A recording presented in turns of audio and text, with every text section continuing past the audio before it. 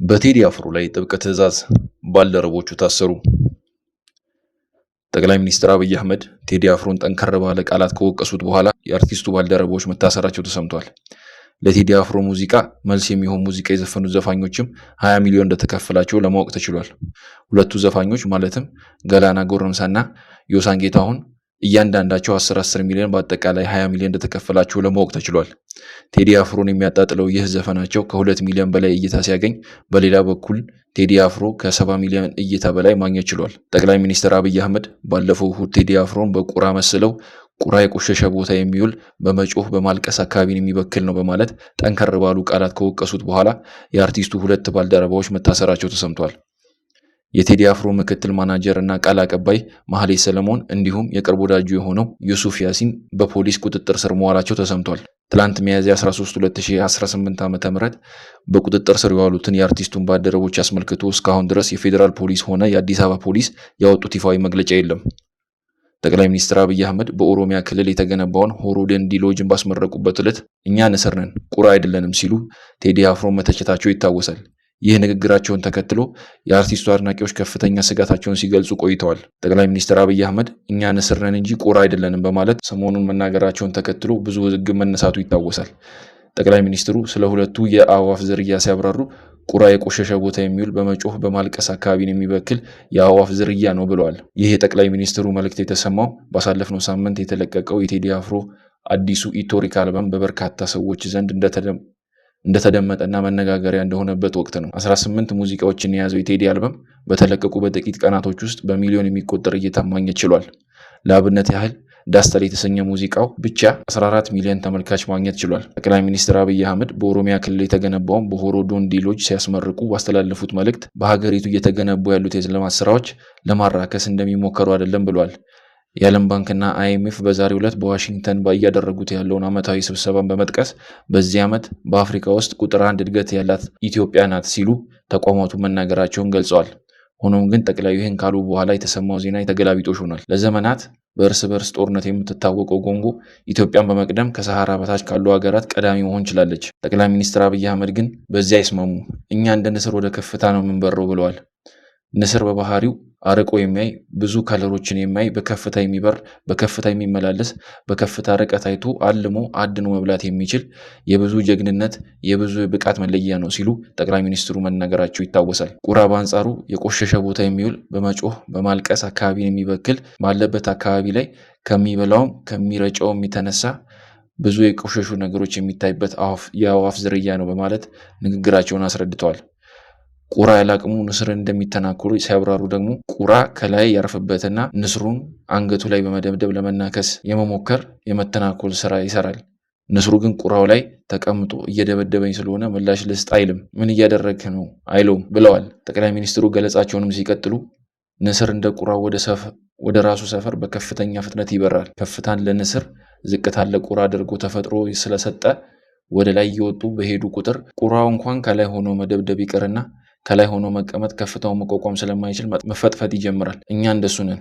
ጩኸቱን ለቅሶውን ለቁራዎቹ እንተዋለን ሲሉ ተደምጠዋል። ሆኖም ግን በሳይንስ ከሄድን ቁራ እጅግ አስተዋይና ጥበበኛ እንዲሁም ታጋሽ እንደሆነ ከዚህ በተጨማሪም ለወገኖቹ የሚያዝን የሚያለቅስ ወገኖችን በመቅበር የሚታወቅ እንስሳት እንደሆነ ይነገራል። ጠቅላይ ሚኒስትር አብይ አህመድ ግን ቁራን በማጣጣልና ጥበበኛ ታጋሽ መሆኑን የዘነጉት ይመስላል።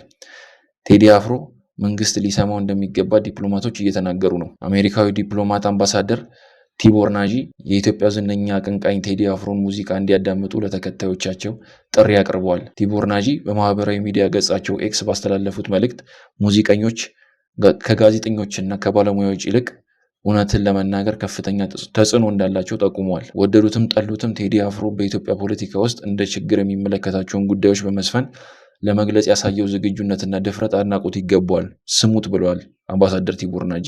አምባሳደር ቲቦር ናጂ በአሜሪካ የውጭ ጉዳይ ሚኒስቴር ውስጥ ረጅም ዓመታት ያገለገሉ አንጋፋ ዲፕሎማት ሲሆኑ በተለይም ከኢትዮጵያና ከአፍሪካ ቀንድ ጉዳዮች ጋር በተያያዘ የተለየ ድምፅ አላቸው። ይህ አስተያየት ቴዲ አፍሮ በሙዚቃው የሚያቀርበው ማህበራዊና ፖለቲካ መልእክት ወደ ሀገራዊና ዓለም አቀፋዊ የውይይት መድረኮች መምጣቱን ያመላክታል። በ2013 የክብር ዶክተሬቱን ከጎንደር ዩኒቨርሲቲ የተቀበለው ቴዎድሮስ ካሳሁን ኢቶሪካ ሲል የተሰየመውን 6ኛ አልበሙን ለአድማጮች እንዲያደርስ ይፋ ካደረገበት ጊዜ አንስቶ መነጋገሪያ ሆኗል።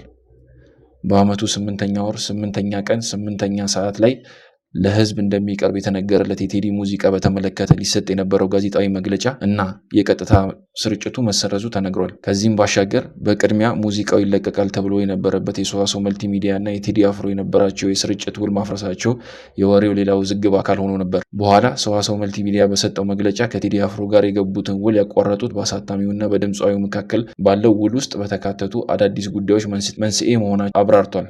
4 ዓመት ሊሞላው 2 ወር ቀርቶት የነበረው የቴዲና የሰዋሰው ውል 4 ዓመት ሊሞላው 2 ወር ቀርቶት የነበረው የቴዲና የሰዋሰውን ውል ለማደስ በተደረጉ ተደጋጋሚ ውይይቶች የቀረቡ አዳዲስ ሀሳቦች ሁለቱንም ወገኖች ሳያግባቡ ቀርተዋል ተብሏል። ድምፃዊ ቴዲ አፍሮ ከአድማጮቹ ጋር ከተዋወቀ 25 ዓመታት ተቆጥረዋል። የመጀመሪያው የቴዲ አፍሮ አልበም አቡጊዳ ወደ አድማጮች የደረሰው 1993 ነበር።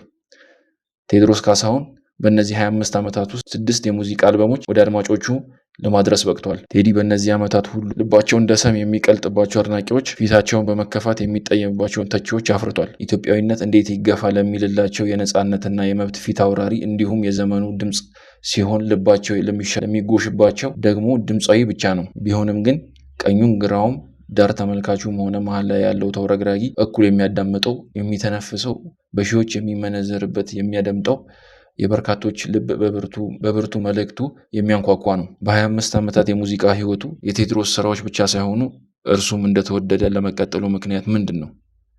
ምንስ የተለየ ነገር አለው ስንል በቅርበት የሚያውቀውንና የፊልም ባለሙያውን እና የግጥም ደራሲውን ያሬድ ሹመቴ ጠይቀናል። ያሬድ ቴዎድሮስ ካሳሁንን ልዩ የሚያደርግበት የመጣበት መንገድ ልዩ መሆኑ ይመስለኛል ይላል። ቴዲ አፍሮ ሲመጣ ማንንም መስሎ አለመምጣቱ፣ የግጥም፣ የዜማ፣ የሙዚቃ፣ የአዘፋፈን ስልቱ ሙሉ በሙሉ በራሱ መንገድ አዳዲስ ነገሮችን ይዞ የመጣ በመሆኑ መለየቱን ያብራራል። ስማቸው እንዳይገለጽ የጠየቁ የሙዚቃ ባለሙያ ደግሞ ቴዎድሮስ ካሳሁን በጥልቀት ተሰጥኦ የግጥም እና የዜማ ደራሲ ነው ይላሉ። በግጥም ዙሪያ የሚያስረዳቸው ርዕሶችም ታሪክን የሚመረምሩ፣ ፍቅርና አብሮነትን የሚሰብኩ፣ ይቅር መባባልን የሚያጎሉ፣ የአገር ባለውለታዎችን የሚዘክሩ፣ የህዝብ ውግንና ያላቸው እና ጊዜውን የሚዋጁ መሆናቸውን ጠቅሰዋል። የቴዲ ልዩነት ገና ካመጣጡ ነው የሚጀምረው የሚለው ያሬድ ሹመቴ ጠንካራ መልእክት ያላቸው ግጥሞች፣ ለአድማጭ የሚሰሙ ዜማዎች፣ በአግባቡ ተመርጠው የተሰደሩ ስራዎችን ይዞ መምጣቱ በመጥቀስ ገና ሲመጣ ጀምሮ ክስተት እንደሆነ ይገልጸዋል። በድምፃዊነት፣ በግጥም እና በዜማ ደራሲነት እንዲሁም በሙዚቃው ርዕሰ ጉዳይ መረጣ ጭምር ቴዎድሮስ ካሳሁን አዲስ ነገር ይዞ መምጣቱን ያሬድ ያብራራል። ቴዎድሮስ ካሳሁን ወደ ሙዚቃው ዓለም ከመቀላቀሉ በፊት በኢትዮጵያ ሙዚቃ ውስጥ የትውልድ ክፍተት ተፈጥሮ እንደነበር የሚያስረዳው ያሬድ ቴዲ ወደ ሙዚቃው በይፋ ከመምጣቱ በፊት የቀደሙ ስራዎችን ደግሞ መስራት፣ የውጭ ሙዚቃዎችን እና ግጥም ብቻ ቀይሮ መስፈንን የተለመዱ እንደነበር ያስተውላል። ስለ ቴዲ አፍሮ በወቅቱ ስዩም ምን አለ የሚለውን እንመልከትና ዝግጅታችንን እንቋጭ። የኢትዮጵያ ስልጣኔ መስራች የሆኑት የአክሱም ነገስታት በንግስና ቀናቸው በዋናነት 3 ስርዓቶችን ይፈጽሙ ነበር። መጀመሪያ እጩ ንጉስ አንበሳ ይገድላል። ከዚያ ታጅቦ ደጀ ሰላም ሲመጣ የጽዮን ልጆች የተበሉ ዳንግላን የተላበሱ ንጉሱን እየዘፈኑ ይቀበሉታል። ወርቅ አፍሶ ይበተናቸዋል። ከዚያ በኋላ ነው በጳጳሱ አማካኝነት የሚቀባው። የአንበሳው ግድያ የንጉሱን ጀግንነትና ጠንካራነት መልእክት ነው። አገር የሚጠብቅ ሰው አቅም አለው ብሎ ህዝቡ እንዲታመንበት ያደርጋል። የዘፋኞቹ አቀባበልና የወርቅ ስጦታውም ደግሞ ንጉሱ ለኪነ ጥበብ ያለው ሱስነት የማሳያ ነው። የአገር ዳር ድንበር ሲደፈር ከወታደር ጋር አዝማሪም ይዘምታል። አዝማሪ ሳያስከትል የዘመተ ንጉስ ኖሮም አያውቅም። የጀግኖች ወኔ አዋላጅ ነው ዘማሪ። ፈሪ ይወቅሳል፣ ጠላትን ይዘልፋል። ከዚያ ባለፈ የጋዜጠኝነትና ታሪክ መዝጋቢነት ሚና ይጫወታል። ገበየው ቢሞት ተተካ ባልቻ፣ መድፍ አገለባጭ፣ ብቻ ለብቻ ያለው አዝማሪ የጦር ሜዳ ዜና ዘጋቢ ነው። ዘገባዋ እኛ ጋር ሲደርስ ታሪክ ሆኗል።